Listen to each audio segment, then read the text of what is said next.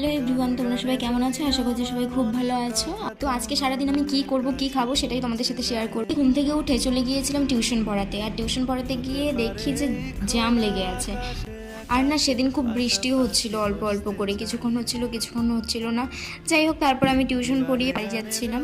বাড়ি যাওয়ার সময় দেখি গরুগুলোও প্রায় ভিজে গেছে। যাই হোক, বাড়ি এসে টেস্টি টেস্টি সিমই খেয়ে নিলাম। খাওয়ার পরে মা একটু পরে বলছিল ভাত খেয়ে নে, ভাত খেয়ে নে, অনেকক্ষণ হয়ে গেছে। যাই হোক, পরে ভাত খেয়ে নিয়েছি। খেয়ে উঠতে না উঠতেই দেখি দি ভাই আর পুচকু এসে পড়েছে। কত দিন পর এলো ওরা। তারপর আমরা প্ল্যান করলাম যে চল ফুচকা খেতে যাবো, তাই সবাই মিলে আবার ফুচকা খেতে গেছিলাম। ফুচকা খেতে খেতে দেখি এদিকে আদি হচ্ছে দোলনা খেলছিল। ও একটু ভয়ও পাচ্ছিল, তাই দি ভাই একটু ভালো করে ধরে দিচ্ছিল যে বয়স, কোনো কিছু হবে না। পাশেই দেখি তরমুজের দোকান বসেছে, আর গরমের মধ্যে তরমুজ না নিলে হয়। সাথে আমরা স্প্রাইট নিয়েছিলাম, আর কিছু জিনিসপত্র কেনার ছিল, কিনে নিয়েছি। আর দেখো এই ইরেজারটা কত সুন্দর, আমাদের সময় বোধহয় এরকম ছিলই না, নাকি ছিল আমি জানি না। কেনাকাটা কমপ্লিট করে বাড়িতে এসে আর কোনো কথা না বলে সোজাসুজি তরমুজ খেয়েছি। আর এদিকে স্প্রাইট দিয়ে ফল কে কে খেয়েছো তোমরা কমেন্ট করে জানিও তো। তারপর খাওয়া দাওয়া কমপ্লিট করে সন্ধ্যা থেকে গিয়েছিলাম একটু বাজারে।